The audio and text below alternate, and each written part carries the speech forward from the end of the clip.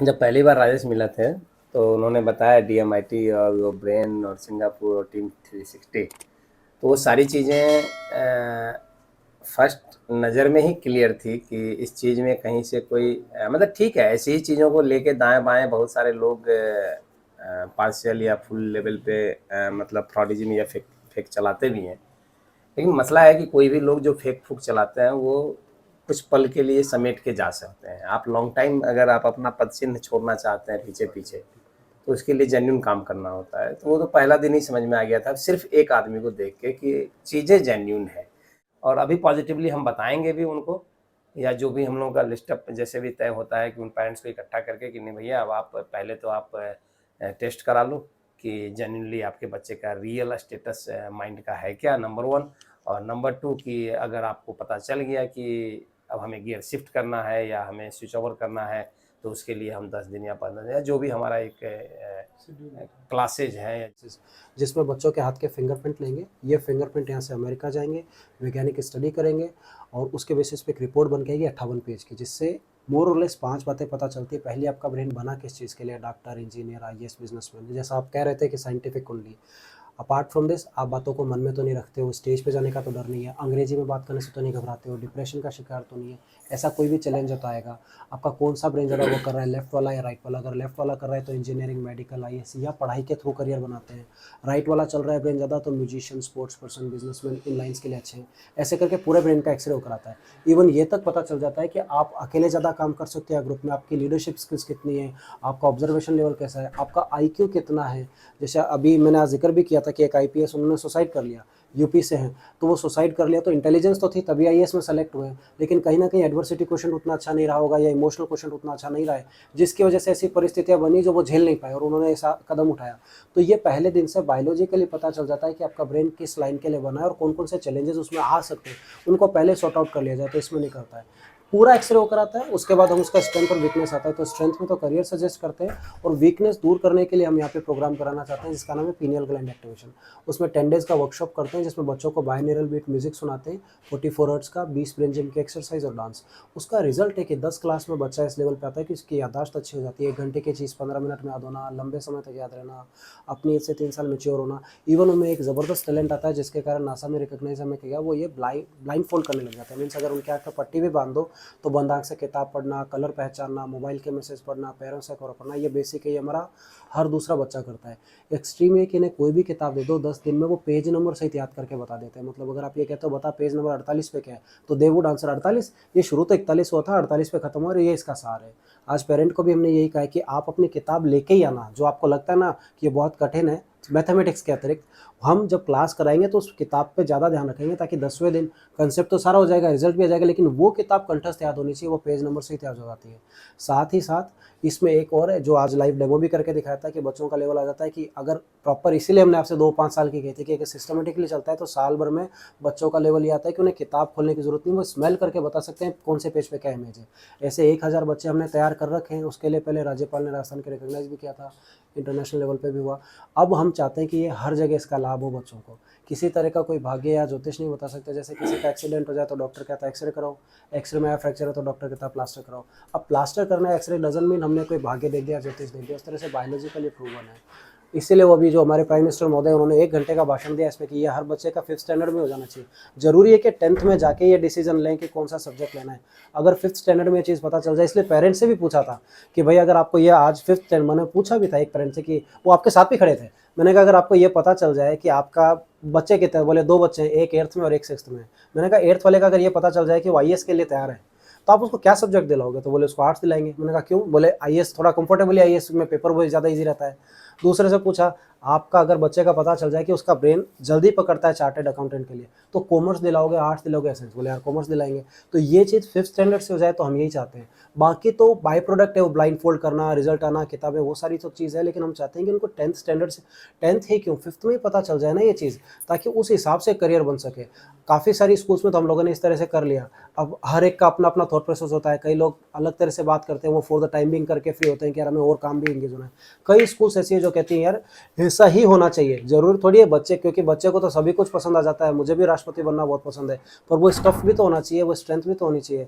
अब अगर हम मछली से कहें कि तुम पेड़ पे चढ़ जाओ तो पॉसिबल नहीं है, वो अपने फील्ड में एक्सपर्ट है, तो ये रिपोर्ट बता देता है कि वो फील्ड कौन सा है जिसमें आपका बच्चा एक्सपर्ट है। अब अगर जैसे जैसे स्कूल में किया ना, तो हमारा मन यही है सर कि अगर ऐसा प्रोग्राम करें कि 10th से पहले पहले हर बच्चे को सर अगर ये चीज़ पता हो कि उसका ब्रेन किसके लिए बना है, इंक्लूडिंग पेरेंट्स। तो जैसा अभी आप नीचे जिक्र कर रहे थे कि वो अफोर्ड भी तो तभी देगा, तो हम चाहते हैं कि एटलीस्ट इतना तो हो सके कि इनका इनका करियर सेलेक्ट हो और उसके बाद उसके अकॉर्डिंग अफोर्ड दिया जाए। और जहाँ जहाँ वीकर है, 5 साल है हमारे पास में, 4 साल है, 2 साल है, जितना भी टाइम है, उस टाइम में उस वीकनेस को हम दूर करके और उनको बेस्ट करियर दे सके, और उसके लिए प्रयास रहते हैं सर। और बगैर आपके सहयोग के संभव नहीं है वो। एक इनिशिएटिव आपका लिया हुआ वो हमारे बहुत काम आया सर। क्यों? क्योंकि पहले तो मैं ये तारीफ भी करना चाह रहा था, क्योंकि वहाँ पे लिखा था 51वें जन्म दिवस पे, जबकि सर मैं ईमानदारी से बताऊं, आप लगते नहीं हो 35 साल से ज़्यादा, क्योंकि मैंने मेरे को भी तो रिजेंबल करता हूँ, आई एम 35। तो मैंने कहा यार ये व्यक्ति ऊंचे ऊंचे बढ़ा के लग रिजेंबल नहीं करता है। अब आपने जिक्र किया, बट वो मेरे लिए एक्सेप्टेबल ही नहीं था कि ये क्या खाते हैं, पूछेंगे भाई इतना मेंटेन कैसे कर रखा है सर। 50 साल का व्यक्ति अलग से दिखता है, आप कैसे मेंटेन करते हो, ये भी अपने आप में बहुत आश्चर्य का विषय है। मतलब मैं आया ना तो वो बोर्ड पे इतना बड़ा लिखा हुआ है, तो मैंने भी यही माना, मैं 51 साल के हैं, ठीक है हुआ होगा। अब यहाँ पे आपकी फोटोज देखे, मैं कहा यार व्यक्ति तो वही है, यहाँ 51 लिखा है, फिर मैं इनसे मिलके देखेंगे ये व्यक्ति है भी या यूं ही लगा लगा हुआ है। अभी आपको देखा ना तो मेरे तब से ये चीज दिमाग में घूम रही थी, मैंने कहा यार सर से पूछेंगे, चाहेंगे कि आपके सहयोग के साथ ये कार्य भी कर सके, और ये तारीफ के काबिल है सर। तो यहाँ के बच्चों को तो वैसे भी आपका जैसा अगर मिल रहा है गाइडेंस तो बहुत बढ़िया, हेल्थ में तो परफेक्ट रहेंगे ये। खैर अभी लाइक जैसे अभी हम लोग यहाँ मौजूद हैं, तो मैं चाहूँगा सर, इसीलिए कंसेप्ट भी आपसे पहले शेयर किया।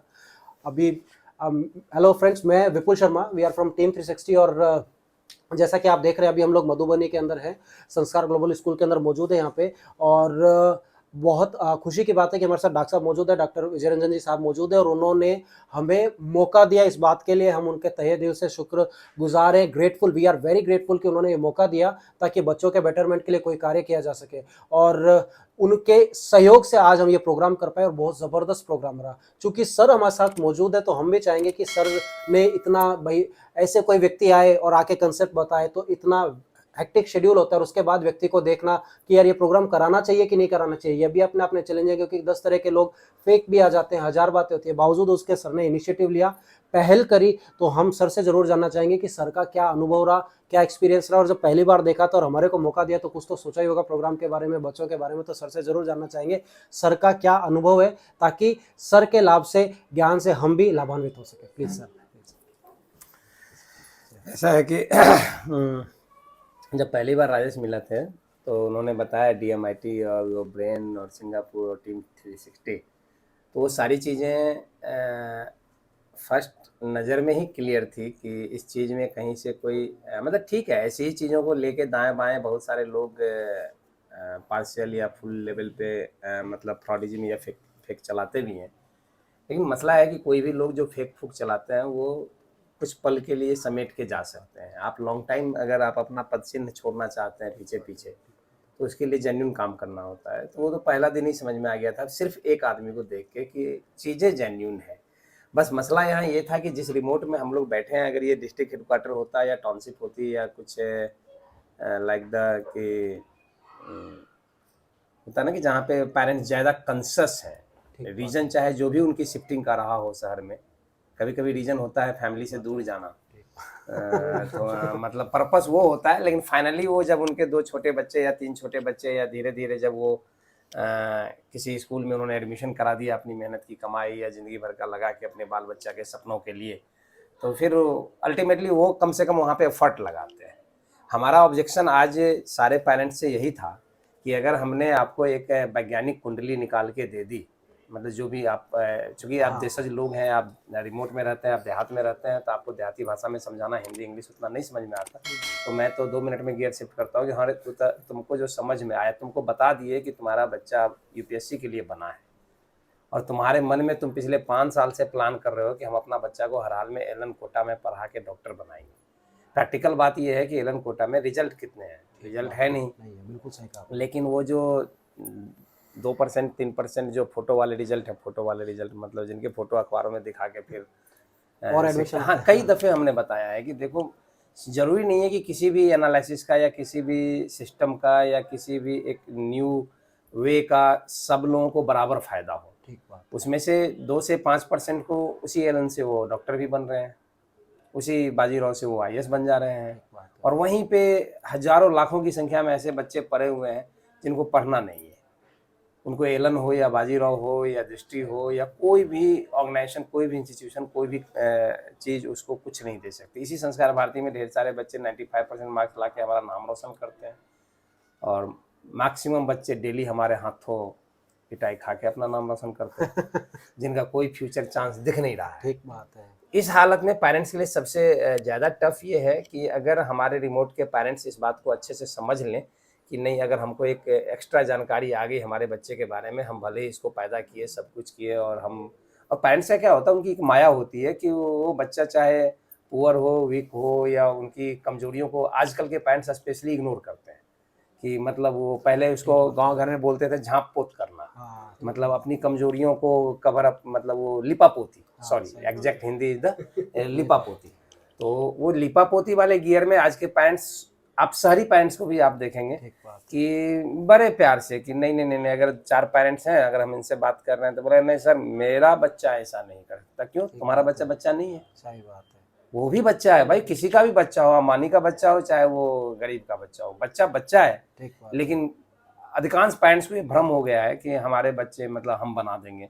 कई दफ़े हम पेरेंट्स को बोलते हैं कि आप इंसान नहीं क्रिएट कर सकते, आप धरती पे ला सकते थे, पैदा कर सकते थे आपको बेसिकली, और अगर आपको कुछ भी क्रिएट करना है तो एक लॉन्ग प्रोसेस है।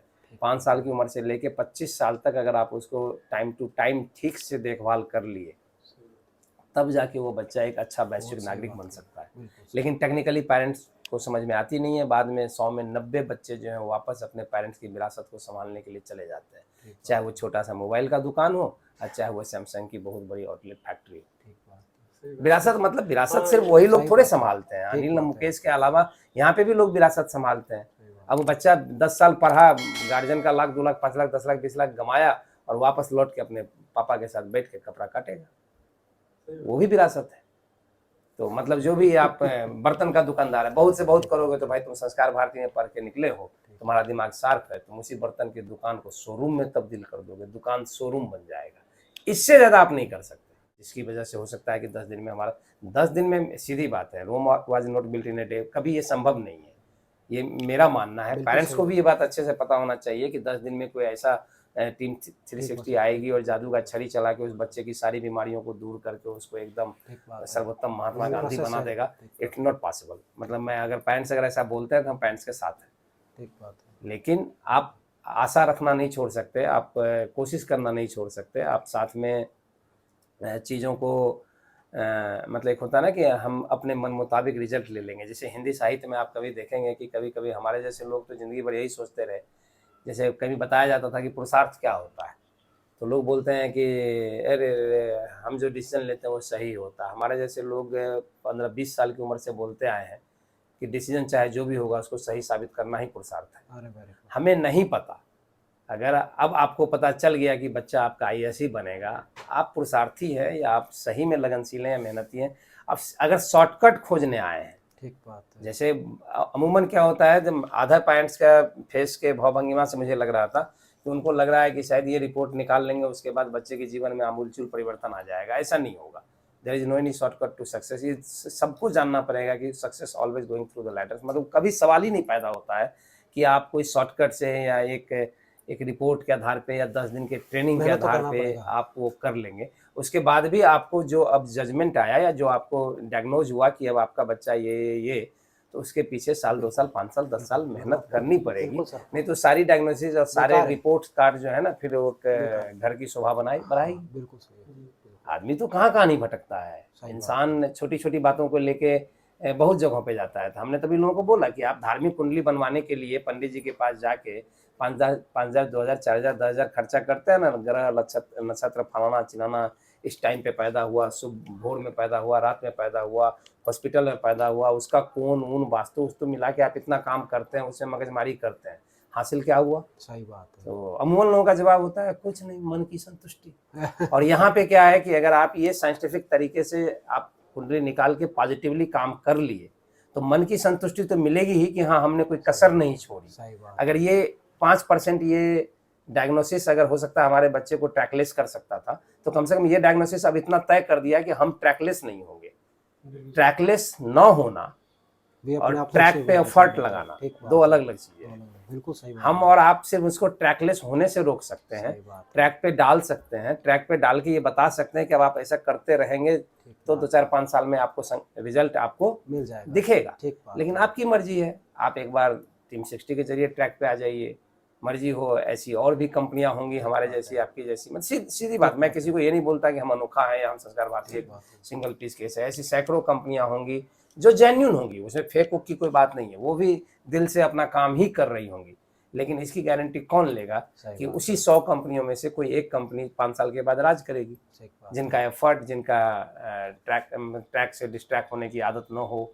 लेकिन हम लोग को बच्चों के बीच में काम करना है, और स्पेशली बच्चों के साथ, बच्चा शहरी हो या ग्रामीण, वो उनकी आदत है, वो ट्रैक पे जाएंगे, ट्रैक से नीचे आएंगे, ट्रैक पे जाएंगे, ट्रैक से नीचे आएंगे। उनका हार्मोनल चीज़ें उनको उधर थोड़ा बहुत डिस्ट्रैक्ट करेंगी। लेकिन पेरेंट्स का क्या करोगे आप? कम से कम शहरी पेरेंट्स क्या होते हैं कि एक बार डिसीजन ले लिया, एक बार इन्वेस्ट कर दिया, तो वो पूरा जी जान लगाते हैं। यहाँ के लोगों के साथ क्या होता है, माउथ पब्लिसिटी बहुत काम आती है। यहाँ से समझ के गया, अरे वहाँ तुम भी जाके फंस गया। जो आदमी उसको ट्रेनिंग दे रहा है कि उसको टीम 360 का स्पेलिंग नहीं आती, उसको नहीं पता कि रीजनलाइज कैलिफोर्निया यूएसए क्या है, उसको यूएसए की फुल फॉर्म नहीं पता। ठीक बात है। लेकिन वो सामने वाले को सलाह देके डाइवर्ट कर सकता है आराम से। तो हाँ, ये राय बहादुर लोग अपने देश में भरे पड़े हैं, स्पेशली रिमोट्स में। तो उन चीज़ों से हम लोग बच भी नहीं सकते, बचाना भी नहीं। अल्टीमेटली अगर हम अपने ध्येय को लेके चलें कि इससे कम से कम 1000 बच्चे में से अगर 100 बच्चे को भी हम कन्वर्ट कर पाए पॉजिटिवली और एक अच्छा रिजल्ट ले पाए, तो अच्छी बात है। अब बोल पाते हो तो बोलते ही रह जाऊंगा। बहुत बहुत और वो भी बड़ी शांति से बोल रहा था। नहीं, बहुत अच्छा लगा। और एक चीज़ आपने नोटिस की होगी, यही जो है मैच्योर सफल लोगों की जो है शैली होती है कि इतना सब मैंने बताया, सर से अभी हमने बात किया, इतना लंबा चौड़ा सेमिनार लिया, पूरे सेमिनार को उन्होंने एक शब्द के अंदर जो है ना सारगर्भित तरीके से बता दिया कि या तो ट्रैक लेस होता है या ट्रैक पे होता है। तो ट्रैक लेस से बचा सकते हैं, ये बहुत ज़बरदस्त बात कही है सर ने कि ट्रैक लेस नहीं है तो भी अपने आप में अचीवमेंट है कि इतना तो करने में हम सक्षम रहे। और अगर 1000 बच्चों में से 100 बच्चे, जैसा सर ने कहा, बिल्कुल सही कहा, अगर 100 बच्चे भी इस स्थिति में आ सके तो हम लोग बिल्कुल अपने आप को जो है बहुत ही भाग्यशाली मानेंगे कि हम 100 बच्चों के जीवन में कुछ परिवर्तन ला सके। अभी मेरे साथ में जो है यहाँ पे मौजूद हैं राजेश जी, जिन्होंने इस प्रोग्राम को इंट्रोड्यूस किया। तो मैं चाहूँगा कि अपने जो है शब्दों से जो है इसको विराम दें और इनका क्या अनुभव रहा उसके साथ में शब्दों के साथ विराम दें। धन्यवाद। सबसे पहले तो मैं सर को थैंक यू बोलना चाहूँगा, बिकॉज सर ने मैं फर्स्ट टाइम सर से मिला था तो उसी टाइम सर ने बहुत सीरियसली लिया था और मुझे अपने साथ ले जाके नीचे सर राकेश सर है उनसे मुझे मिलवाया, बोला कि सर आप उनको पूरा कोऑर्डिनेट करेंगे। और उन्होंने स्पेशली मुझे सर से मिलवा के सारा कुछ मतलब सेटअप करवा के फिर उन्होंने बोला कि सर आप डेट भी मुझे मिला। और मुझे आज जो मैंने इस डेट पे सेमिनार किया उसमें तो मुझे लगा कि बहुत काफ़ी पॉजिटिव रिस्पॉन्स आया है। और इसीलिए मैं स्पेशली दोबारा सर को थैंक यू बोलना चाहूँगा जिन्होंने आज मौका दिया उस स्कूल में। और सर की बात आप लोगों ने सुनी लिया है, तो इस चीज़ पे आप लोग ध्यान दे के प्लीज़, हम लोग का बहुत जल्दी इस स्कूल में अपना क्लास कैरी ऑन करने वाले हैं। सर थैंक यू, बहुत बहुत धन्यवाद। और नेक्स्ट टाइम आपसे फिर मुलाकात होगी, तब तक के लिए हमें इजाज़त दीजिए। धन्यवाद।